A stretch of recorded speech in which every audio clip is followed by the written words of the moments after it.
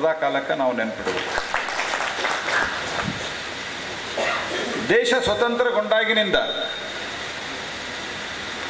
70 ವರ್ಷದ ಇತಿಹಾಸ ನೋಡ್ರಿ ನೀವು. ದೇಶದ ಸ್ವತಂತ್ರ ಪೂರ್ವದಲ್ಲಿ ಕೊನೆಗೆ ಸ್ವತಂತ್ರದ ಚಳವಳಿಯ ಕೊನೆಯ ದಿವಸಗಳಿಂದ ಹಿಡಿದುಕೊಂಡು ತುಷ್ಟೀಕರಣದ ರಾಜಕಾರಣ. ನಾವೆಂದೂ ಕೂಡ ಈ ದೇಶದಲ್ಲಿರುವಂಥ ಮುಸಲ್ಮಾನರು, ಈ ದೇಶದಲ್ಲಿರುವಂಥ ಇತರ ಕ್ರಿಶ್ಚಿಯನ್ರು, ಮತ್ತೊಬ್ಬರು BJP ಬಂದ ಮೇಲೆ ಅವರಿಗೆಲ್ಲಿಯೂ ವಾಸ್ತವಿಕವಾಗಿ ತೊಂದರೆ ಆಗಿಲ್ಲ. ಆದರೆ ತೊಂದರೆ ಆಗಿರೋದು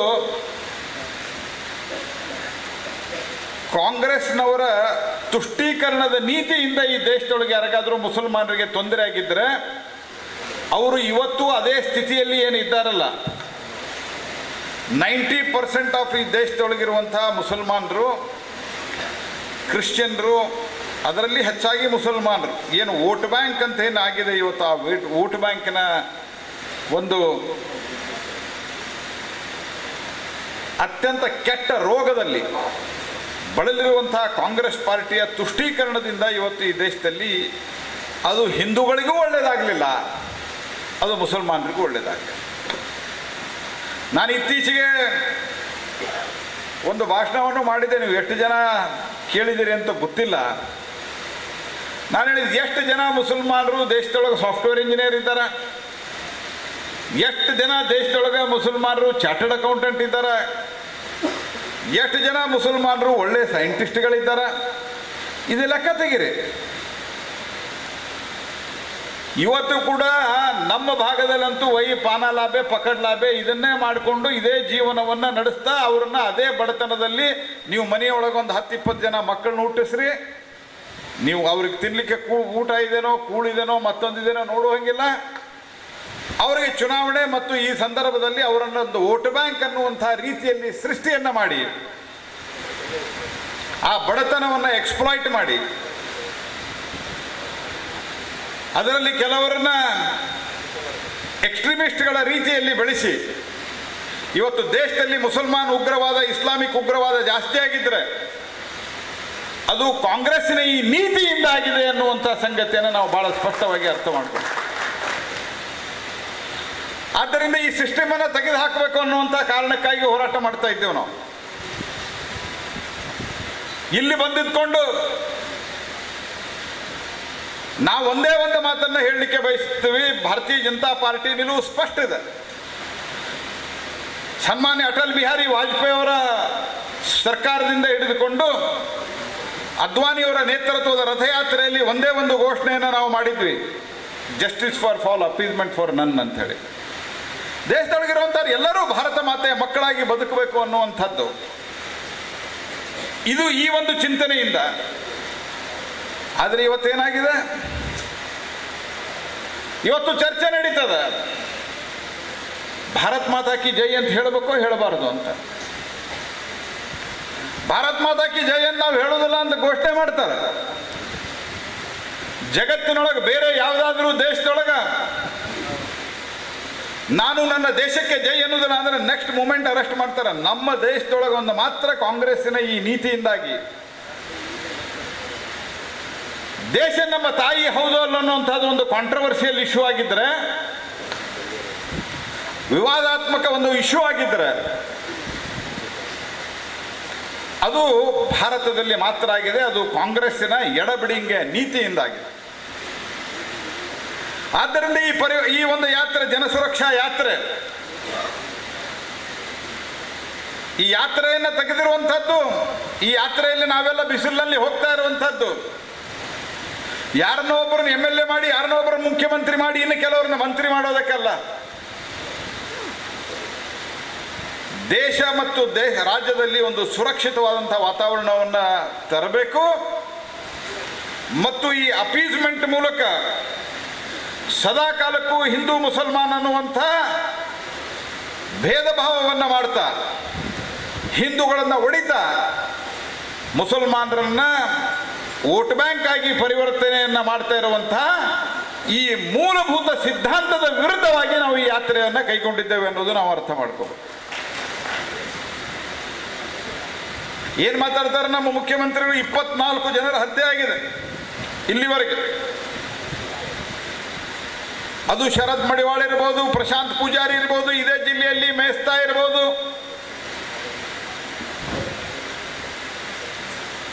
ನಾನು ಉತ್ತರ ಕನ್ನಡಕ್ಕೆ ಹೋಗಿದ್ದೆ. ಯಾವ ರೀತಿ ಅವನ ಹತ್ಯೆ ಆಯಿತು? ಇಲ್ಲಿ ಶರದ್ ಮಡಿವಾಳಲ್ಲಿ ಪ್ರಶಾಂತ್ ಪೂಜಾರಿ, ಇವರೆಲ್ಲರ ಒಂದು ಸಾವಿನ ಬಗ್ಗೆ ಲೋಕಸಭೆಯಲ್ಲಿ ನಾನು ಪ್ರಸ್ತಾಪ ಮಾಡಿದ್ದೆ. ರಾಷ್ಟ್ರಪತಿಗಳಿಗೆ ವಂದನಾ ಸಲ್ಲಿಸುವಂತಹ ನಿರ್ಣಯದಲ್ಲಿ ನಾನು ಈ ವಿಷಯದಲ್ಲಿ ಚರ್ಚೆಗೆ ತೆಗೆದುಕೊಂಡಿದ್ದೆ. ನಾನು ಈ ವಿಷಯದ ಬಗ್ಗೆ ಚರ್ಚೆ ಮಾಡಬೇಕಾದ್ರೆ ಇದರ ಗಂಭೀರತೆಯನ್ನು ಅರಿತುಕೊಳ್ಳಾರದೆ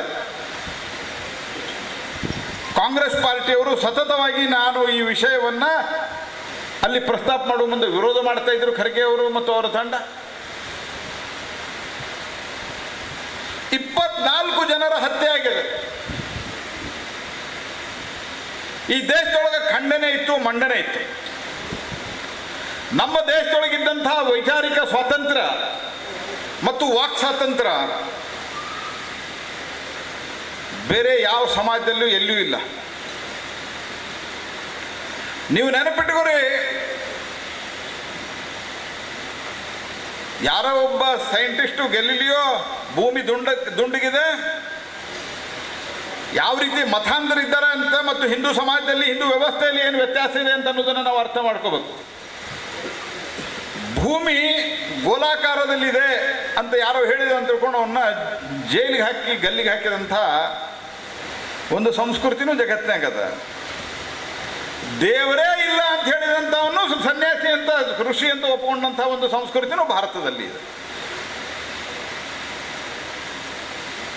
ಆದರೆ ನಮ್ಮ ಈ ಒಂದು ಇತ್ತೀಚಿನ ಸಿದ್ದರಾಮಯ್ಯನವರ ಕಾಲದಲ್ಲಿ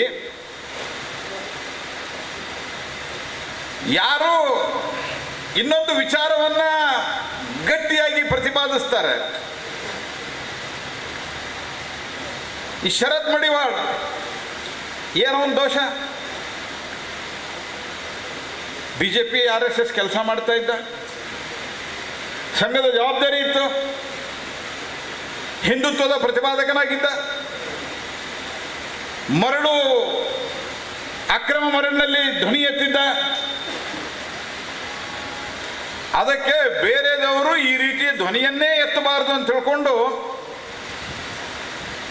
ಅವನ್ನ ಕೊಲೆ ಮಾಡುವ ಹಂತಕ್ಕೆ ಹೋಗ್ತಾರೆ ಮತ್ತು ಸರ್ಕಾರ ಇದನ್ನು ಗಂಭೀರವಾಗಿ ತೆಗೆದುಕೊಳ್ಳುವುದಿಲ್ಲ ಅಂತಂದ್ರೆ, ನಾನು ಇವತ್ತು ಈ ಸರ್ಕಾರಕ್ಕೆ ಹೇಳ್ತಾ ಇದ್ದೇನೆ, ಕಾಂಗ್ರೆಸ್ಸಿನ ಮುಖಂಡ ರಾಹುಲ್ ಗಾಂಧಿ ಅವರಿಗೆ ಹೇಳ್ತಾ ಇದ್ದೇನೆ, ಪಾರ್ಟ್ ಟೈಮ್ ಪೊಲಿಟಿಷಿಯನ್ ಅವರು, ನಾನ್ ಸೀರಿಯಸ್ ಪಾರ್ಟ್ ಟೈಮ್ ಪೊಲಿಟಿಷಿಯನ್ ಅಂದರೆ ಯಾವುದೇ ಗಂಭೀರತೆ ಇಲ್ಲಾರಂತೆ ಅರೆಕಾಲಿಕ ರಾಜಕಾರಣಿ ಯಾರಾದರೂ ಇದ್ದರೆ ಅದು ಸನ್ಮಾನ್ಯ ರಾಹುಲ್ ಗಾಂಧಿ ಅವರು. ಇತ್ತೀಚೆಗೆ ಅವರು ಭಾಳ ಹಿಂದೂ ಹಿಂದೂ ಹಿಂದೂ ಅಂತ ಹೋಗುವ ಪ್ರಯತ್ನವನ್ನು ಮಾಡ್ತಾ ಇದ್ದಾರೆ.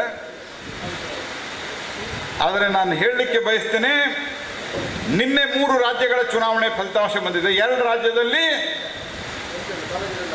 ನಾವು ಸ್ಪಷ್ಟವಾದಂಥ ಬಹುಮತದೊಂದಿಗೆ ಅಧಿಕಾರದಲ್ಲಿ ಬಂದರೆ, ಒಂದು ರಾಜ್ಯದಲ್ಲಿ ಪೋಸ್ಟ್ ಪೋಲ್ ಅಲೈನ್ಸ್ದೊಂದಿಗೆ ನಾವು ಅಧಿಕಾರಕ್ಕೆ ಬಂದಿದ್ದೇವೆ. ನಿಮಗೆ ನೆನಪಿರಬೇಕು, ಈ ವಿಷಯವನ್ನು ಒಂದು ಸರ್ತಿ ನಾನು ಲೋಕಸಭೆಯಲ್ಲಿ ಪ್ರಸ್ತಾಪ ಮಾಡಿದ್ದೆ. ಆವಾಗ ತ್ರಿಪುರಾದಲ್ಲಿ ಸಂಘದ ಪ್ರಚಾರಕರನ್ನ ಅಪಹರಣ ಮಾಡಿತು. ಆ ತ್ರಿಪುರಾದಲ್ಲಿ ಸಂಘದ ಪ್ರಚಾರಕರನ್ನ ಅಪಹರಣ ಮಾಡಿದಂತಹ ಸಂದರ್ಭದಲ್ಲಿ ಅಲ್ಲಿ ಕಮ್ಯುನಿಸ್ಟ್ ಸರ್ಕಾರ ಇತ್ತು. ಆ ಕಮ್ಯುನಿಸ್ಟ್ ಸರ್ಕಾರದ ಒಂದು ಕುತಂತ್ರದಿಂದ ಈ ಕಮ್ಯುನಿಸ್ಟರದ್ದು ಒಂದು ಲೆಕ್ಕ ನೀವೊಂದು ಯಾವಾಗಲೂ ಗಮನಕ್ಕಿಟ್ಕೊಂಡ್ಬಿಡ್ರಿ, ಅವರು ಎಂದೂ ಕೂಡ ಮತ್ತೊಂದು ವಿಚಾರವನ್ನು ಸಹನೆ ಮಾಡೋರಲ್ಲ. ಕಳೆದ ಒಂದು ದಶಕದಲ್ಲಿ, ಕಳೆದ ಒಂದು ಶತಮಾನದಲ್ಲಿ, ಅದು ಚೈನಾದಿಂದ ಹಿಡ್ಕೊಂಡು ರಷ್ಯಾದಿಂದ ಹಿಡ್ಕೊಂಡು ಯಾವ್ಯಾವ ದೇಶದೊಳಗೆ ಕಮ್ಯುನಿಸ್ಟಿನ ರಾಜ್ಯ ಅದ ಅಲ್ಲಿ 1 ಕೋಟಿ ಜನರಿಗಿಂತ ಹೆಚ್ಚಾಗಿ ಕೊಲೆಯಾಗಿದೆ, ಪೊಲಿಟಿಕಲ್ ಮರ್ಡರ್ಸ್. ಆ ಮಾದರಿ ಅದು ಕೇರಳದಲ್ಲಿ ಇತ್ತು, ಆ ಮಾದರಿ ಅದು ವೆಸ್ಟ್ ಬೆಂಗಾಲ್ದಲ್ಲಿ ಇತ್ತು. ಯಾಕಂದ್ರೆ ಬಹಳ ವರ್ಷಗಳ ಕಾಲ ಅಲ್ಲಿ ಕಮ್ಯುನಿಸ್ಟಿನ ರಾಜ್ಯ ವೆಸ್ಟ್ ಬೆಂಗಾಲ್ದಲ್ಲಿ ಇತ್ತು. ಆ ಕಮ್ಯುನಿಸ್ಟಿನ ಗುಂಡಾಗಳನ್ನೇ ನಮ್ಮ ಮಮತಾ ಬ್ಯಾನರ್ಜಿ ಅವರು ಇವತ್ತು ಅವರನ್ನೆಲ್ಲ ತಮ್ಮ ಪಕ್ಷದೊಳಗೆ ಇಂಪೋರ್ಟ್ ಮಾಡ್ಕೊಂಡು ಬಂದಿದ್ದರಿಂದ ಇವತ್ತಿಗೂ ಅಲ್ಲಿ ಪೊಲಿಟಿಕಲ್ ಮರ್ಡರ್ಸ್ ಆಗ್ತಾ ಇದ್ದಾವೆ, ಕೇರಳದಲ್ಲಿ ಪೊಲಿಟಿಕಲ್ ಮರ್ಡರ್ಸ್ ಆಗ್ತಾ ಇದ್ದಾವೆ. ಅಂದ್ರೆ ಇದರ ಅರ್ಥ ಏನು ಅಂತಂದ್ರೆ, ಇದರ ಅರ್ಥ ಯಾರು ನಮ್ಮ ವಿಚಾರವನ್ನು ಒಪ್ಪೋದಿಲ್ಲ ಅವರಿಗೆ ಬದುಕಲಿಕ್ಕೆ ಹಕ್ಕಿಲ್ಲ ಅನ್ನುವಂಥ ಒಂದು ಸ್ಥಿತಿಯನ್ನ ಈ ಕಮ್ಯುನಿಸ್ಟರು ಮತ್ತು ಕಾಂಗ್ರೆಸ್ ಕೂಡಿ ಮಾಡುವಂಥ ಒಂದು ಪ್ರಯತ್ನದಲ್ಲಿ ಇದ್ದಾರೆ. ನೀವು ಮತ್ತೊಂದು ವಿಚಾರವನ್ನ ಒಪ್ಪಲಿಕ್ಕೆ ತಯಾರಿಲ್ಲ ಅನ್ನುವಂಥದ್ದು. ಇದಕ್ಕೆ ನಾನು ನಮ್ಮ ಬಹಳ ಜನ ಕರ್ನಾಟಕದವು ಸೇರಿದಂತೆ ತಥಾಕಥಿತ ವಿಚಾರವಾದಿಗಳನ್ನ ಕೇಳಲಿಕ್ಕೆ ಬಯಸ್ತೇನೆ. ಇಷ್ಟು ದೊಡ್ಡ ದೇಶದೊಳಗೆ ಯಾವ ದೇಶ, ಕೆಲವು ರಾಜ್ಯಗಳಲ್ಲಿ ನಮ್ಮ ಸರ್ಕಾರವೂ ಇರಲಿಲ್ಲ. ಯಾವುದೋ ಒಂದು ಘಟನೆ ನಡೆದಾಗ ಬಹಳಷ್ಟು ಜನ ಪ್ರಶಸ್ತಿ ವಾಪಸ್ ಕೊಟ್ಟರು. ಈ ಪ್ರಶಸ್ತಿ ವಾಪಸ್ ಕೊಡೋರನ್ನ ನಾ ಕೇಳಲಿಕ್ಕೆ ಬಯಸ್ತೇನೆ. 24 ಜನರ ಕೊಲೆ ಆಯಿತು. ಹೋಗ್ರಿ, ನಮ್ಮ ವಿಚಾರದವ್ರದ್ದು ಕೊಲೆ ಆಯಿತು, ಅಲ್ಲಿ ಕಲಬುರಗಿಯವರ ಕೊಲೆ ಆಯಿತು, ಇಲ್ಲಿ ಗೌರಿ ಲಂಕೇಶ್ ಕೊಲೆ ಆಯಿತು. ಏಕ್ದಮ್ ಭಾಷಣ ಮಾಡ್ಲಿಕ್ಕೆ ಸ್ಟಾರ್ಟ್ ಮಾಡಿದ್ರು. ಏನು ಭಾಷಣ ಇವ್ರದು? ವೈಚಾರಿಕ ಮತಭೇದದಿಂದ ಅವರನ್ನು ಕೊಲೆ ಮಾಡಲಾಗಿದೆ.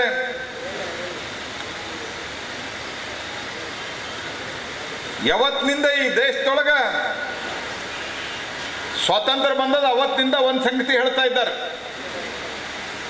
ಏನೇ ಘಟನೆ ನಡೆದ್ರು, ದೇಶದೊಳಗೆ ಏನೇ ನಡೆದ್ರು RSS ಕೈವಾಡ, BJP ಕೈವಾಡ ಅಂತ ಹೇಳಿ. ನಾ ಲೋಕಸಭೆ ಒಳಗೂ ಹೇಳಿದ್ದೀನಿ ಒಂದ್ಸರ್ತೆ. ಮೊದಲೇದ್ದು ನಾನು ಹೇಳ್ತಾ ಇದ್ದೆ, 24 ಜನರ ಕೊಲೆ ಆಯಿತು, ಅದಕ್ಕೆ ಪ್ರತಿಭಟನೆ ಇಲ್ಲ. ಗೌರಿ ಲಂಕೇಶ್ ಕೊಲೆ ಆಯಿತು, ಕಲಬುರಗಿ ಕೊಲೆ ಆಯಿತು, ಅದ್ರ ಬಗ್ಗೆಯೂ ಒಬ್ಬರನ್ನ ಹಿಡಿಲಿಕ್ಕಾಗಿಲ್ಲ. ನಿಮ್ಗೆ ಹಿಡಿಲಿಕ್ಕಾಗುವ ತಾಕತ್ತಿಲ್ಲ ಅಂತ ಹೇಳಿ ರಾಜ್ಯ ಸರ್ಕಾರಕ್ಕೆ ಅದನ್ನೇನು ಮಾಡಿದ್ರು, ವೈಚಾರಿಕ ಹಿನ್ನೆಲೆಯಲ್ಲಿ ಹಿಂದೂ ಪರ ಸಂಘಟನೆಗಳು ಕೊಲೆ ಮಾಡಿರ್ಬೋದು, ಈ ರೀತಿ ತಾವೇ ಜಡ್ಜ್ಮೆಂಟ್ ಕೊಡುವಂತಹ ಸ್ಥಿತಿಗೆ ಬಂದ್ಬಿಟ್ರೆ, ಪ್ರೀ ಜಡ್ಜಿಂಗ್ ದಿ ಇಶ್ಯೂ.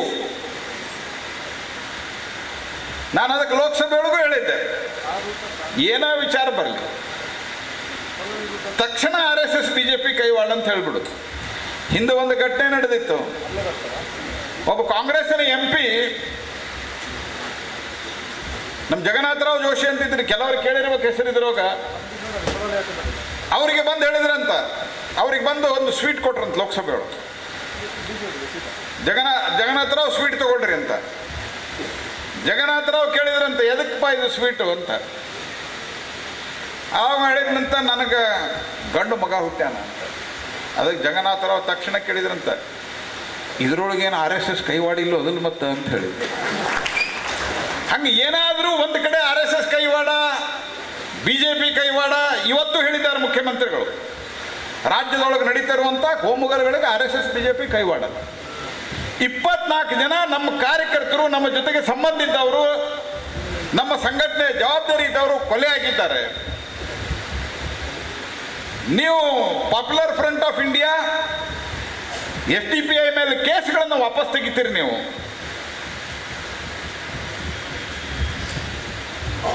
ಅವ್ರ ಮೇಲಿದ್ದಂಥ ಕೇಸ್ಗಳನ್ನು ತೆಗೆದ ನಂತರ ಸಹಜವಾಗಿ ಅವ್ರಿಗೆ ಏನು ಅನ್ನಿಸ್ತದ, ನಾವೇನು ಮಾಡಿದ್ರು ನಡೀತದೆ ಅಂತ ಅನಿಸ್ತದೆ. ಹೀಗಾಗಿ ಅವ್ರ ಮೇಲೆ ವಾಪಸ್ ಕೇಸ್ ತೆಗೆದು, ಎಷ್ಟು ಕೇಸ್ ತೆಗೆದ್ರು? 1700 ಕೇಸ್ಗಳನ್ನು ವಾಪಸ್ ತೆಗೆದಿದ್ದಾರೆ. ಯಾರಿವರು? ಹಿಂದೊಂದು ಸೆಮಿ ಅಂತಿತ್ತು, ಸ್ಟೂಡೆಂಟ್ ಇಸ್ಲಾಮಿಕ್ ಆರ್ಗನೈಸೇಷನ್. ಈ ಸ್ಟೂಡೆಂಟ್ ಇಸ್ಲಾಮಿಕ್ ಆಫ್ ಆರ್ಗನೈಸೇಷನ್, ಈ ಆರ್ಗನೈಸೇಷನ್ನು ಇದು ಟೆರರಿಸ್ಟ್ ಆರ್ಗನೈಸೇಷನ್ ಅನ್ನುವಂಥ ಕಾರಣದಿಂದ ಭಾರತ ಸರ್ಕಾರ ಅದನ್ನು ನಿರ್ಬಂಧಿಸಿತು. ಯಾವಾಗ ಭಾರತ ಸರ್ಕಾರ ನಿರ್ಬಂಧಿಸ್ತೋ ಅವರು ಹೊಸ ರೂಪದಲ್ಲಿ ಹೊರಗೆ ಬಂದಾರ. ಅದ PFI, ಅದ SDPI. ಅವ್ರ ಮೇಲೆ ಇದ್ದಿದ್ದು ಕೇಸ್ ಇಂತ ಹಾಕಿದ್ರಲ್ಲ, ನಮ್ಮ ಜನರು ಬಹಳ ವಿಚಿತ್ರ ಇದ್ದಾರೆ, ಬಹಳ ಬೇಗ ಮರೀತಾರೆ. ಮೈಸೂರಿನಲ್ಲಿ 2 ವಿದ್ಯಾರ್ಥಿಗಳ ಕೊಲೆ ಆಗಿತ್ತು. ಅದನ್ನು ನಾನು ಲೋಕಸಭೆಯಲ್ಲಿ ಪ್ರಸ್ತಾಪ ಮಾಡಿದ್ದೆ. ನಳಿನ್ ಕುಮಾರ್, ನಿಮ್ಗೆ ನೆನಪಿರಬೇಕು. 2 ಕೊಲೆ ಆಗಿತ್ತು. ಆ ಕೊಲೆ ಯಾಕಾಯ್ತು? ಪಾಪ್ಯುಲರ್ ಫ್ರಂಟ್ ಆಫ್ ಇಂಡಿಯಾದ ಸಂಘಟನೆಗೆ ದುಡ್ಡು ಬೇಕು ಅಂತ ಹೇಳ್ಕೊಂಡು 2 ಶ್ರೀಮಂತ ವಿದ್ಯಾರ್ಥಿಗಳನ್ನ, 2 ಶ್ರೀಮಂತ ತಂದೆ ತಾಯಿಗಳ 2 ವಿದ್ಯಾರ್ಥಿಗಳನ್ನ ಅಪಹರಣ ಮಾಡಲಾಯಿತು. ಆ ಅಪಹರಣ ಮಾಡಿ ದುಡ್ಡು ಕೊಡಲಿಲ್ಲ ಅಂತ ಅವ್ರು ಕೊಲೆ ಮಾಡಲಾಯಿತು. ಅದರ PFI ಕೈ ಇದೆ ಅಂದ್ರೆ ISIS ಚಟುವಟಿಕೆಗಳು ನಡೀತಾ ಇದ್ದಾವಲ್ಲ, ಆ ISIS ಚಟುವಟಿಕೆಯ ಮಾದರಿಯಲ್ಲಿ ಕೆಲವು ಸಂಘಟನೆಗಳು ಹುಟ್ಟಿಕೊಂಡು ಹಿಂದೂ ಕಾರ್ಯಕರ್ತರನ್ನ ಹತ್ಯೆ ಮಾಡುವಂತಹ ಸ್ಥಿತಿ ಬಂದರೂ ಸಹಿತ ಇವತ್ತು ನೀವು ಅವ್ರನ್ನ ಬ್ಯಾನ್ ಮಾಡೋದಿಲ್ಲ, ಅವ್ರ ಮೇಲೆ ಕೇಸ್ ವಾಪಸ್ ತೆಗಿತೀರಿ ಅಂತಂದ್ರೆ, ನಾ ಕೇಳಲಿಕ್ಕೆ ಬಯಸ್ತೀನಿ. ಇಲ್ಲಿ ಜಿಲ್ಲಾ ಉಸ್ತುವಾರಿ ಸಚಿವರಿಗೆ ಗೃಹ ಮಂತ್ರಿ ಆಗಲಿಕ್ಕೆ ಬಹಳ ಕುಣಿದಾಡ್ತಾ ಇದ್ರು ಅವರು. ಬಹಳ ತುದಿಗ ಏನೇನು ಗೃಹ ಮಂತ್ರಿ ಆಗೇ ಬಿಟ್ಟೆ ಅಂತ. ಮಕ್ಕಳಿಗೆ ಕೊಡ್ತಾ ಇರುವಂತ ಅನ್ನವನ್ನು ಕಸಕೊಂಡಂತವರು ದೇಶದ ಗೃಹ ಮಂತ್ರಿ ಆಗ್ಲಿಕ್ಕೆ ಹೊರಟಿದ್ರು, ರಾಜ್ಯದ ಗೃಹ ಮಂತ್ರಿ. ಅವ್ರಿಗೆ ನಾ ಕೇಳಲಿಕ್ಕೆ ಬಯಸ್ತೇನೆ, ಇಷ್ಟು ಜನರ ಕೊಲೆ ಆಯ್ತಲ್ಲ, ಎಷ್ಟು ಜನರ ಮನೆಗೆ ಹೋಗಿ ಬಂದಿರಿ ನೀವು? ಇಲ್ಲೇ ಕೊಲೆ ಆದದ್ದು ಯಾರ ಮನೆಗೆ ಹೋಗಿ ಬಂದಿದ್ದೀರಿ? ಈ ರೀತಿಯಾದಂತಹ ಒಂದು ಪರಿಸ್ಥಿತಿಯ ಬಗ್ಗೆ ನಾನು ನಿಮಗೆ ಹೇಳಲಿಕ್ಕೆ ಬಯಸುವುದೇನಂತಂದ್ರೆ, ಸ್ನೇಹಿತರೆ, ನಾನು ಹೇಳಿದ್ನಲ್ಲ, 9 ಜನ ತ್ರಿಪುರಾದಲ್ಲಿ ಕೊಲೆ ಆಗಿತ್ತು ಸಂಘ ಪರಿವಾರದ BJPಯ ಕಾರ್ಯಕರ್ತರು. 4 ಜನ ಪ್ರಚಾರಕರು ಅಂದ್ರೆ ಯಾರಿಲ್ಲ. ನಮ್ಮ ಅರುಣ್ ಕುಮಾರ್ ಅವರು ಕೂತಿದ್ದಾರೆ, ಸಂಘದ ಪ್ರಚಾರಕರವರು. ಹಿಂದೆ ನಳಿನ್ ಕುಮಾರ್ ಅವರು ಪ್ರಚಾರಕರಿದ್ದರು ಕೆಲವು ದಿವಸಗಳ ಕಾಲ. ಅಂದ್ರೆ ಪೂರ್ಣಾವಧಿಯನ್ನ ಸಂಘ ಅಥವಾ ಸಂಘ ಪರಿವಾರದ ಕೆಲಸಕ್ಕೆ ಕೊಟ್ಟಿರುವಂತಹವರು ಪ್ರಚಾರಕರು. 4 ಜನ ಪ್ರಚಾರಕರನ್ನ ಅವರನ್ನ ಅಪಹರಿಸಿ ಮಯನ್ಮಾರಕ್ಕೆ ಹೋಗಿ ಕೊಲೆ ಮಾಡಲಾಗಿತ್ತು. ಇದರ ಒಂದು ಬಲಿದಾನ ವ್ಯರ್ಥ ಹೋಗಲಿಲ್ಲ. ತ್ರಿಪುರಾದಲ್ಲಿ ಭಾರತೀಯ ಜನತಾ ಪಾರ್ಟಿ ತನ್ನ ಸ್ವಂತ ಬಲದ ಮೇಲೆ ಇವತ್ತು ಆಡಳಿತಕ್ಕೆ ಬಂದಿದೆ. ಯಾವ ರಾಜ್ಯದಲ್ಲಿ 25 ವರ್ಷಗಳಿಂದ ಕಮ್ಯುನಿಸ್ಟ್ ತನ್ನ ಹಿಡಿತದಲ್ಲಿ ಇಟ್ಟುಕೊಂಡಿತ್ತು, ಅಲ್ಲಿ ಇವತ್ತು ಭಾರತೀಯ ಜನತಾ ಪಾರ್ಟಿ 43 ಸ್ಥಾನಗಳನ್ನು ಗೆದ್ದು ಸ್ಪಷ್ಟ ಬಹುಮತದಿಂದ ಬಂದಿದೆ. ಅದಕ್ಕೆ ನಿನ್ನೆ ನಾನೊಂದು ಹೇಳಿಕೆಯನ್ನು ನೋಡಿದೆ. ನಾವು ಮಾಡಿದ ಬಲಿದಾನ ವ್ಯರ್ಥವಾಗಲಿಲ್ಲ ಅಂತ ಕೆಲವರು ಟಿವಿಯಲ್ಲಿ ಹೇಳ್ತಾ ಇದ್ರು, ಹಿಂದಿ ಇಂಗ್ಲಿಷ್ ಚಾನೆಲ್ದಲ್ಲಿ. ಇವತ್ತು ನಾವು ಸಂಕಲ್ಪ ಮಾಡಬೇಕಾಗಿದೆ. ಶರದ್ ಮಡಿವಾಳ್, ಪ್ರಶಾಂತ್ ಪೂಜಾರಿ, ಇನ್ನಿತರ ಅನೇಕರ ಏನು ಕೊಲೆ ದಕ್ಷಿಣ ಕನ್ನಡದಲ್ಲಿ ಆಗಿದೆ, ನಾನು ಇಡೀ ದೇಶದ್ದು ಇಡೀ ರಾಜ್ಯದ್ದು ಹೇಳ್ತಾ ಇಲ್ಲ, ಈ ಕ್ಷೇತ್ರದಲ್ಲಿ ಯಾರು ಕೊಲೆ ಮಾಡಲಿಕ್ಕೆ ಇಂಡೈರೆಕ್ಟ್ ಆಗಿ ಪ್ರೇರಣೆ ಕೊಟ್ಟಂತ ಕಾಂಗ್ರೆಸ್ ಮತ್ತು ಕಾಂಗ್ರೆಸ್ಸಿನ ನಾಯಕರಿದ್ದಾರೆ. ಯಾವುದೇ ಸಂಬಂಧ ಇಲ್ಲದ ಡಾಕ್ಟರ್ ಪ್ರಭಾಕರ್ನ ಭಟ್ರನ್ನ ಅರೆಸ್ಟ್ ಮಾಡಬೇಕು ಅಂತ ಹೇಳಿದಂತ, ಯಾಕಂದ್ರೆ ಅವರು ಹಿಂದೂ ಪರವಾಗಿ ಕೆಲಸ ಮಾಡ್ತಾರೆ ಅಂತ ಹೇಳಿದಂತ ಇಲ್ಲಿನ ಶಾಸಕರನ್ನ, ಮಂತ್ರಿಗಳನ್ನ ಕಾಯಮಾಗಿ ಮನೆಗಟ್ಟುವಂತಹ ಕೆಲಸವನ್ನ ಮಾಡುವುದರ ಮೂಲಕ ಬಲಿದಾನ ವ್ಯರ್ಥ ಆಗಿಲ್ಲ ಅನ್ನುವಂಥ ಸಂಗತಿಯನ್ನು ತೋರಿಸಬೇಕು ಅನ್ನುವಂಥ ಮಾತನ್ನು ನಾನು ಹೇಳಲಿಕ್ಕೆ ಬಂದಿದ್ದೇನೆ ಸ್ನೇಹಿತರೆ. ಯಾವತ್ತಿನಿಂದ ನೋಡ್ರಿ ನೀವು ಹೋಗ್ಲಿ, ಈ ತುಷ್ಟೀಕರಣದ ಪರಾಕಾಷ್ಠೆ ಎಲ್ಲಿಗೆ ಬಂದದ ಅಂತಂದ್ರೆ, ಒಂದು ಒಳ್ಳೆ ಕಾನೂನು ದೇಶದೊಳಗೆ ತಗೊಂಡ್ಬಂದ್ರು ಮೋದಿ ಅವರು. ಮುಸಲ್ಮಾನ ಹೆಣ್ಮಕ್ಕಳಿಗೆ ಬಹಳ ತೊಂದರೆ ಆಗ್ತಾ ಇತ್ತು, ಅದನ್ನು ನಿಲ್ಲಿಸಬೇಕು ಅನ್ನುವಂಥ ಒಂದು ಪ್ರಯತ್ನವನ್ನು ಮಾಡಿದ್ರೆ ಅದಕ್ಕೆ ಕಲ್ಲು ಹಾಕಿದ್ರು. ಯಾಕಂದ್ರೆ ಅವ್ರು ಹಿಂಗೆ ಇರಬೇಕು, 4 ಮದುವೆ ಮಾಡ್ಕೋಬೇಕು, ತಲಾಕ್ ಅಂತ ಹೇಳಬೇಕು, ಒಂದು 20 ಜನ ಮಕ್ಕಳನ್ನ, ನಮ್ಮ ಭಾಷೆಯಲ್ಲಿ ಹೇಳೋದಾದ್ರೆ ಒಂದು 20 ಜನ ಮಕ್ಕಳನ್ನ ಹಡಿಬೇಕು, ಅವ್ರು ಇದೇ ಬಡತನದಲ್ಲಿರಬೇಕು, ಹಿಂಗ ನಡ್ಕೊಂಡಿರ್ಬೇಕು. ಬಾವಿ ಒಳಗೆ ಇಟ್ಟಿರ್ತಾರಂತ ಅವ್ರನ್ನ, ಬಾವಿ ಒಳಗಿಟ್ಟು 5 ವರ್ಷಕ್ಕೊಮ್ಮೆ ಹಗ್ಗ ಬಿಡ್ತಾರ, ಎಲ್ಲರೂ ಹಗ್ಗ ಹಿಡ್ಕೊಂಡು ಮೇಲೆ ಬರ್ತಾರ, ಕಾಂಗ್ರೆಸ್ ತಿನ್ನದ ಮುಂದೆ ಒತ್ತಿಸ್ತಾರ, ಮತ್ತು ಬಾವಿ ಒಳಗೆ ಇಡ್ತಾರೆ. ಇದು ಇವತ್ತು ಈ ದೇಶದೊಳಗಿರುವಂತಹ ಮುಸಲ್ಮಾನರ ಸ್ಥಿತಿ ಸ್ನೇಹಿತರೆ.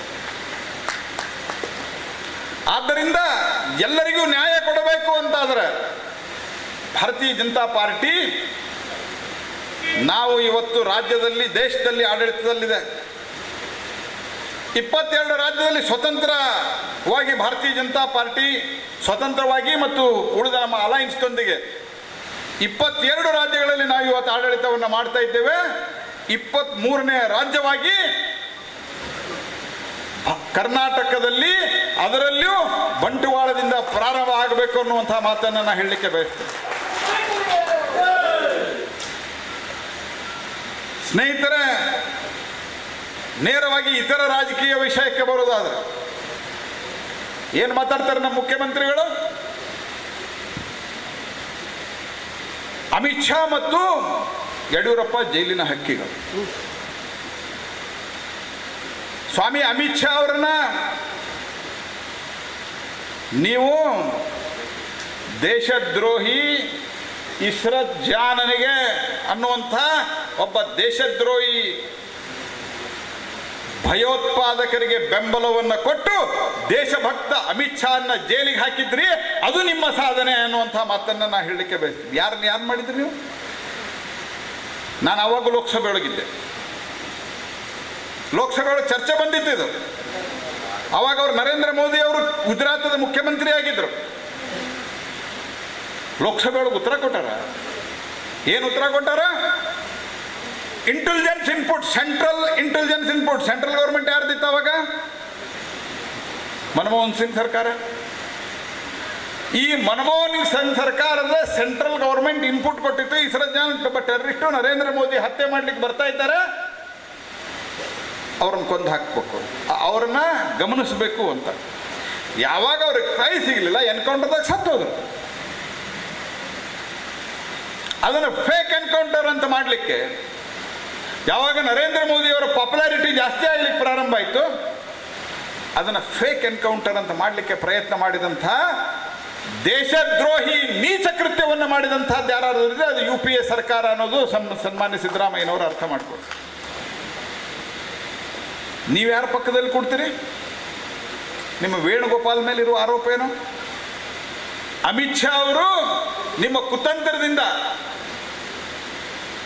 ದೇಶದ್ರೋಹಿಗಳಿಗೆ ನೀವು ಬೆಂಬಲ ಕೊಟ್ಟ ಪರಿಣಾಮವಾಗಿ, ಮುಖ್ಯಮಂತ್ರಿಗಳ ನೀವು ಬೆಂಬಲ ಕೊಟ್ಟ ಪರಿಣಾಮವಾಗಿ ದೇಶದ್ರೋಹಿಗಳಿಗೆ ಅಮಿತ್ ಶಾ ಅವರನ್ನ ನೀವು ಜೈಲಿನಲ್ಲಿ ಇಟ್ಟಿರ್ಬೋದು ಕೆಲವು ದಿವಸ, ಆದರೆ ಕೋರ್ಟ್ ಅವರನ್ನ ಬೇಷರತ್ತು ಬಿಡುಗಡೆ ಮಾಡಿದೆ ಅನ್ನುವಂಥ ಸಂಗತಿಯನ್ನು ನೀವು ಅರ್ಥ ಮಾಡಿಕೊಡ್ರಿ. ಆದರೆ ನಿಮ್ಮ ಪಕ್ಕದಲ್ಲಿ ಕೂತಂಥ ನಿಮ್ಮ ರಾಹುಲ್ ಗಾಂಧಿಯ ಪರಮ ಶಿಷ್ಯ ವೇಣುಗೋಪಾಲ್ ಏನು ಆರೋಪ ಇದೆ? ಏನಿದೆ ರೀ? ನ್ಯಾಯಾಂಗ ತನಿಖೆಯಲ್ಲಿ ನನ್ನ ಮೇಲೆ ಅತ್ಯಾಚಾರಕ್ಕೆ ಪ್ರಯತ್ನ ಮಾಡಿದರು ವೇಣುಗೋಪಾಲ್. ಒಬ್ಬ ಅತ್ಯಾಚಾರಿ ಅಂತ ಹೇಳಿ ಒಬ್ಬ ರಿಟೈರ್ಡ್ ಜಡ್ಜ್ ವರದಿ ಕೊಟ್ಟಂತಹ ಒಬ್ಬ ವ್ಯಕ್ತಿಯ ಪಕ್ಕದಲ್ಲಿ ಕೂಡಿಸಿಕೊಂಡು ಇವ ನಮ್ಮ ಉಸ್ತುವಾರಿ ಅಂತ ಹೇಳ್ಕೊತಿರಲ್ಲ. ನಾಚಿಕ್ ಬರೋದಿಲ್ಲ ನಿಮ್ಗೆ ಸಿದ್ದರಾಮಯ್ಯನವರ? ಅಮಿತ್ ಶಾ ಇಂಥ ಯಾವುದೇ ರೀತಿಯಾದಂಥ ಕೆಲಸ ಮಾಡಿಲ್ಲ. ದೇಶವನ್ನ ಕಟ್ಟುವ ಕೆಲಸದಲ್ಲಿ ನಿಮ್ಮ ವಿರುದ್ಧವಾಗಿ ಮಾತನಾಡಿದ್ರು ಅಂತ ಹೇಳಿ ಫೇಕ್ ಎನ್ಕೌಂಟರ್ ಕೇಸ್ನಲ್ಲಿ ಜೈಲಿಗೆ ಹಾಕಿ ಇವತ್ತು ನೀವು ಮಾತಾಡ್ತೀರಿ. ನಿಮ್ಮ ಈ ಒಂದು ಎಡಬಿಡಂಗಿಯ ನೀತಿಯ ಪರಿಣಾಮವಾಗಿ ಸಿದ್ದರಾಮಯ್ಯನವರೇ ಎಷ್ಟು ಚುನಾವಣೆ ಆಗ್ಯಾವ ಅಷ್ಟು ಚುನಾವಣೆಯಲ್ಲಿ ನಮ್ಮ ರಾಹುಲ್ ಗಾಂಧಿ ಅವರು ಸೋತಾರೆ.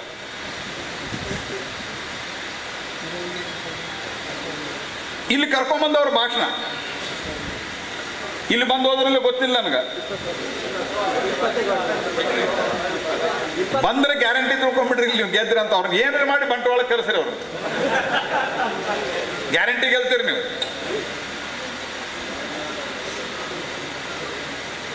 ಅವರೊಂದು ಭಾಷಣ ಮಾಡಿದ್ರಿ ಲೋಕಸಭೆ ಒಳಗ. ನಾ ಇದನ್ನ ಸತ್ಯ ಹೇಳ್ತಾ ಇದ್ದೇನೆ. ನಾನು ಮೊದಲನೇ ಸರ್ತಿ ಲೋಕಸಭಾ MP. ನಾನು ಕನ್ನಡದಲ್ಲೇ ಕಲ್ತವನು, ಸರ್ಕಾರಿ ಕನ್ನಡ ಶಾಲೆಯಲ್ಲಿ ಕಲ್ತವನು. ದಿಲ್ಲಿಗೆ ಹೋಗೋ ತನಕ ನನಗೂ ಭಾಳ ಹಿಂದಿ ಇಂಗ್ಲೀಷ್ ಈಗೂ ಭಾಳ ಚಲೋ ಬರ್ತದೆ, ಚೆನ್ನಾಗಿ ಬರ್ತದೆ ಅಂತೆಲ್ಲ ಅಷ್ಟು ಕಷ್ಟ ಇತ್ತು.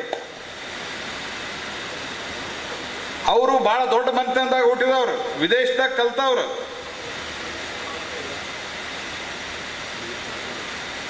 ಅವರು ಭಾಷಣ ಮಾಡಿದ್ರು ಅನ್ಸುತ್ತೆ. ಫಸ್ಟ್ ಟೈಮ್ 7ರಾಗ ಬಾಯಿ ತೆಗೆದ್ರು, 4ರಾಗ ಆರಿಸಿ ಬಂದಿದ್ರು. ನಾ ಹೋಗಿದ್ದೆ ಲೋಕಸಭೆಗೆ. ನಾ ಭಾಳ ಅಭಿಮಾನದಿಂದ ಹೇಳ್ತೇನೆ, ನಾನು ಅವ್ರು ಒಟ್ಟಿಗೆ ಲೋಕಸಭೆ ಪ್ರವೇಶ ಮಾಡಿದರೂ ಸಹಿತ ನಾನು ಮೊದಲನೇ ದಿವಸದಿಂದಲೇ ಮಾತಾಡ್ಲಿಕ್ಕೆ ಪ್ರಾರಂಭ ಮಾಡಿದೆ. ಅವರು 3 ವರ್ಷ ತೊಗೊಂಡು ಒಂದು ದಿವಸ ಮಾತಾಡಿದರು. ಲೀಲಾವತಿ ಕಲಾವತಿ, ಕಲಾವತಿ ಲೀಲಾವತಿ ಅಂತ ಹಿಂಗೇನೇನೋ ಮಾತಾಡಿದ್ರು. ನಾನು ಕಾಂಗ್ರೆಸ್ MP ಕೇಳಿದೆ. ಅವಾಗ ನಮ್ಮ ನಳಿನ್ ಕುಮಾರ್ ಇನ್ನೂ ಬಂದಿರಲಿಲ್ಲ ಅವಾಗ ಲೋಕಸಭಾಕ್ಕೆ. ನಾ ಕೇಳಿದೆ, ಈ ರಾಹುಲ್ ಗಾಂಧಿ ಏನು ಮಾತಾಡಿದರು ಅಂತ. ಏನು ನನಗೆ ಗೊತ್ತಾಗಲಿಲ್ಲ ಬಿಡ್ರಿ ಅಂದವ. ಇನ್ನೊಬ್ಬ ಕೇಳಿದೆ, ಅವನು ಗೊತ್ತಾಗಲಿಲ್ಲ ಅಂದ. ದಾಸ್ ಮುನಿಷಿ ಅಂತ ಬರೆದಿದ್ರು, ಮೊನ್ನೆ ತೀರ್ಕೊಂಡ್ರು ಅವರು. ಆ ದಾಸ್ ಮುನಿಷಿ ಅವರು ಪಾರ್ಲಿಮೆಂಟ್ ಅಫೇರ್ಸ್ ಮಿನಿಸ್ಟರ್ ಇದ್ರು. ಆ ದಾಸ್ ಮುನಿಷಿ ಅವ್ರಿಗೆ ಕೇಳಿದ್ರು, ಅವರೆಲ್ಲರ ಜೋಡಿ ಸ್ವಲ್ಪ ಫ್ರೆಂಡ್ಲಿ ಇದ್ರು ಅವರು. ದಾಸ್ ಮುನಿಷಿ ಅವರೇ, ನಿಮ್ಮ ರಾಹುಲ್ ಗಾಂಧಿ ಏನು ಮಾತಾಡಿದ್ರು ನಿಮಗೆ ತಿಳಿತೇನೋ ಅಂತ. ಅವ್ರು ಹೇಳಿದ್ರು, ಅವ್ರಿಗೆ ತಿಳಿದಿಲ್ಲ, ನನಗೇನು ತಿಳಿಬೇಕು ಅಂತಂದ್ರು ಅವರು. ಇದನ್ನು ಲೋಕಸಭೆ ಕಾರಿಡಾರ್ದಾಗ ಹೇಳಿದವರು ಅವ್ರ ಮಂತ್ರಿಗಳಿವರು. ಈ ರಾಹುಲ್ ಗಾಂಧಿ ಅವರು ಬಂದು ಕೂತು ನರೇಂದ್ರ ಮೋದಿ ಅವರಿಗೆ ಕ್ವಶನ್ ಮಾಡ್ತಾರೆ.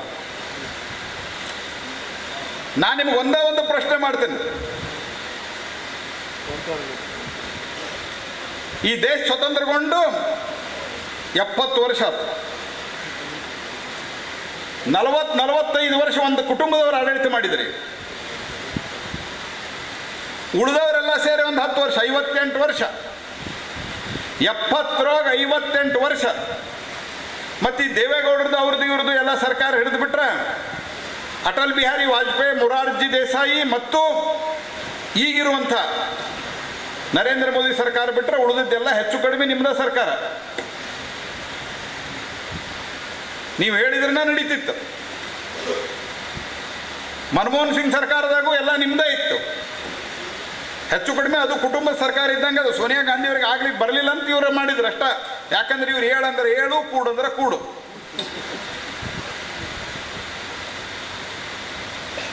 ಅಂಥ ಒಂದು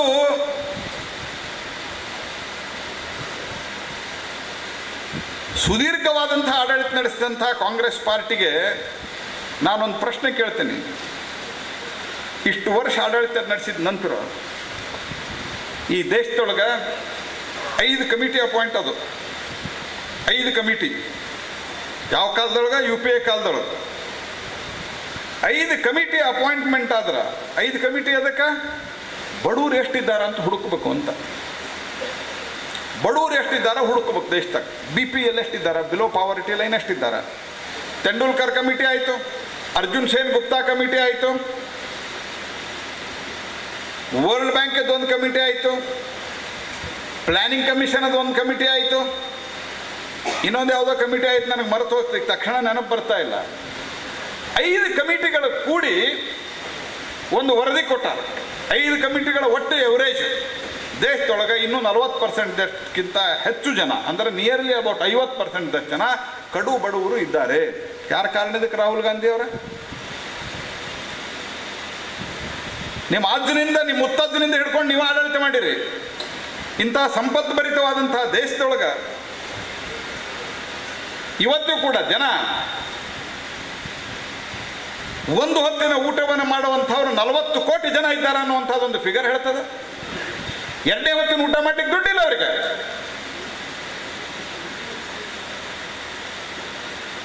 ಇಂಥ ಒಂದು ಸರ್ಕಾರವನ್ನು ದಿಲ್ಲಿಯಿಂದ ಗಲ್ಲಿ ತನಕ ನೀವೇ ಇದ್ರಿ. ಇಂಥ ಸರ್ಕಾರಗಳನ್ನು ಕಿತ್ತಿ ಎಸೆಯುವಂಥ ಸಂಕಲ್ಪವನ್ನು ಮಾಡಬೇಕಾದಂಥದ್ದು ಇವತ್ತು ನಮ್ಮೆಲ್ಲರ ಒಂದು ಕರ್ತವ್ಯ ಅಂತ ನಾವು ಭಾವಿಸುತ್ತೇವೆ. ಇದು ಯಾರನ್ನೋ MLA ಮಾಡಬೇಕು, ಮತ್ತೊಬ್ಬರನ್ನ ಮಂತ್ರಿ ಮಾಡಬೇಕು ಅನ್ನುವಂಥದ್ದಲ್ಲ. ಇದು 24 ಜನರ ಹತ್ಯೆ, ಸರ್ಕಾರದಲ್ಲಿ ಭ್ರಷ್ಟಾಚಾರ,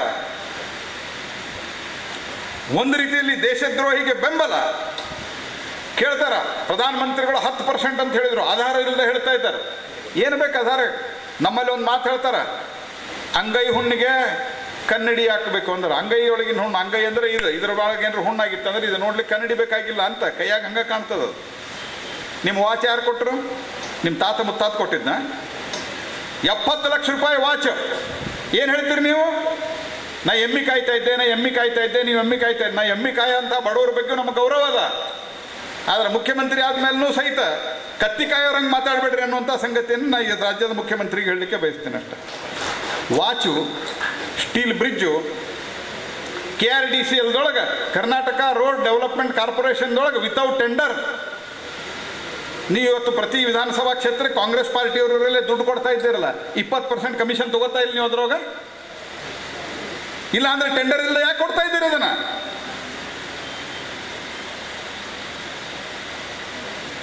ಮೊನ್ನೆ ಪ್ರಶ್ನೆ ಮಾಡ್ಯಾರ ಮುಖ್ಯಮಂತ್ರಿಗಳು. ಏನ್ ಹೇಳ್ಯಾರ? ನಾವು ಕೊಡ್ತಿರುವಂತ ಅನ್ನಭಾಗ್ಯದ ಬಗ್ಗೆ ಮಾತನಾಡ್ತಾ ಇದ್ದಾರೆ ಬಿಜೆಪಿಯವರು. ಬೇರೆ ರಾಜ್ಯದಾಗ ಯಾಕಿಲ್ಲ ಅಂತ ನೀವು ವಿಧಾನ ಪರಿಷತ್ದಾಗ ಉತ್ತರ ಕೊಟ್ಟಿರಿ. ನಮ್ಮ ಕಡೆ ವಿಧಾನ ಪರಿಷತ್ತಿನ ಉತ್ತರ ಅದ. ವಿಧಾನ ಪರಿಷತ್ದೊಳಗೆ ಹೇಳ್ರಿ 2900 ಕೋಟಿ ರೂಪಾಯಿ ಕೇಂದ್ರ ಸರ್ಕಾರ ಕೊಟ್ಟದ, 300 ಕೋಟಿ ರೂಪಾಯಿ ನಾವು ಕೊಟ್ಟಿವಿ ಅಂತ ನೀವು ಹೇಳಿರಲಿಲ್ಲ. ವಿಧಾನ ಪರಿಷತ್ದೊಳಗೆ ನಿಮ್ಮ ಉತ್ತರದ ಮುಖ್ಯಮಂತ್ರಿಗಳ ಖಾದರ ಕೊಟ್ಟಾರ ಅದನ್ನ ಇಲ್ಲೇ. ಈ ಸಂಗತಿಗಳನ್ನು ಇಟ್ಟುಕೊಂಡು ಇವತ್ತು ನಾವು ಜನರ ಮಧ್ಯೆ ಹೋಗಬೇಕಾಗಿದೆ. ಈ ಕೊಲೆ ರಾಜಕಾರಣ,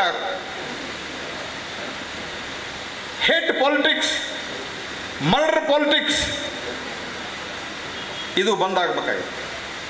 ದ್ವೇಷ ರಾಜಕಾರಣ ಮತ್ತು ಕೊಲೆ ರಾಜಕಾರಣಕ್ಕೆ ಒಂದು ಇತಿಶ್ರೀ ಹಾಡಿ ಮೋದಿಯವರು ಕೇಂದ್ರದಲ್ಲಿ, ಬೆಂಗಳೂರಿನಲ್ಲಿ ಯಡಿಯೂರಪ್ಪ ಬಿಜೆಪಿ, ದಕ್ಷಿಣ ಕನ್ನಡದಲ್ಲಿ ಯಡಿಯೂರಪ್ಪ ಬಿಜೆಪಿ ಮತ್ತು ಇರಬೇಕಾದ್ರೆ ಬಂಟ್ವಾಳದಾಗ ಇವ್ರನ್ನ ಮನೆಗೆ ಕಳಿಸ್ರಿ.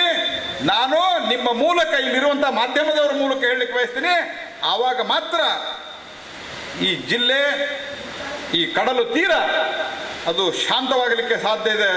ಅದಕ್ಕೆ ನೀವು ಎಲ್ಲರೂ ಇಲ್ಲಿ ಸಂಖ್ಯೆ ನಾವು ಬಿಸಿಲು ಇತ್ಯಾದಿ ಕಾರಣದಿಂದ ಸಂಖ್ಯೆ ಕಮ್ಮಿ ಇರ್ಬೋದು, ಆದರೆ ನಾವು ಇಷ್ಟು ಜನ ಕಟಿಬದ್ಧರಾಗಿ ಈ ಕ್ಷೇತ್ರದಲ್ಲಿ ಓಡಾಡಿದರೆ ಕಮಲ ಅರಳಿಸುವುದರಲ್ಲಿ ಯಾವುದೇ ಅನುಮಾನ ಇಲ್ಲ ಅನ್ನುವಂಥ ಸಂಗತಿಯನ್ನು ವ್ಯಕ್ತಪಡಿಸ್ತಾ ತಮ್ಮೆಲ್ಲರಿಗೂ ಶುಭ ಕೋರ್ತಾ, ಬಹಳ ಪರಿಶ್ರಮ ಪಟ್ಟು ದೇಹದಿಂದ ಇಳಿದಂಥ ಒಂದೊಂದು ಹನಿ ಬೆವರಿಗೂ ಇದಕ್ಕೆ ಆ ಬೆವರಿಗೆ ಸೂಕ್ತವಾದಂಥ ಬೆಲೆ ಸಿಗ್ತದೆ ಅನ್ನುವಂಥ ಒಂದು ಮಾತನ್ನು ಹೇಳ್ತಾ ತಮ್ಮೆಲ್ಲರಿಗೂ ಶುಭವಾಗಲಿ. ನಮಸ್ಕಾರ.